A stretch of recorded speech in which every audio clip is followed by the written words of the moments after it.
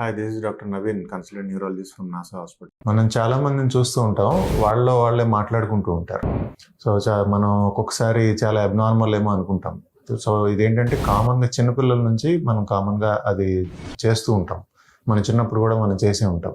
అయితే పెద్ద అయిన తర్వాత కూడా కొంతమందిలో ఉన్నప్పుడు అది మనకి ఆడ్గా అనిపిస్తుంటుంది అనమాట. సో మనలో మనం మాట్లాడుకోవడం వల్ల ఏంటంటే అన్ని విషయాలు మనం వేరే వాళ్ళకి చెప్పుకోలేము ఒక్కొక్కసారి. సో అది మనలో మనకి చెప్పుకుంటే మన మెమరీస్ మనకి పాత మర్చిపోయినవి గుర్తొస్తాయి. అదేవిధంగా ఒక్కొక్కసారి సెల్ఫ్ కాన్ఫిడెన్స్ ఉపయోగపడుతుంది. సో ఇటువంటివి మనలో మనం మాట్లాడటం వల్ల కొన్ని పాజిటివ్ థింగ్స్ కూడా ఉంటాయి అన్నమాట. సో ఓన్లీ ప్రాబ్లం ఎప్పుడంటే సైజోఫ్రీనియా అనే కొన్ని సైకియాట్రిక్ కండిషన్స్ ఉంటాయి. సో వాళ్ళలో మాత్రం వాళ్ళకి ఏవో బయట నుంచి ఎవరో మాట్లాడుతున్నట్టు వినిపిస్తూ ఉంటాయి వాళ్ళు. వీటినే మనం హాలుసినేషన్స్ అంటాం, ఆడిటరీ హాలుసినేషన్స్ అంటాం. సో ఇట్లాంటి వేరే వాళ్ళ మాటలు వినిపించి వాళ్ళతో మాట్లాడితే అది ప్రాబ్లంగా అనుకోవాలి.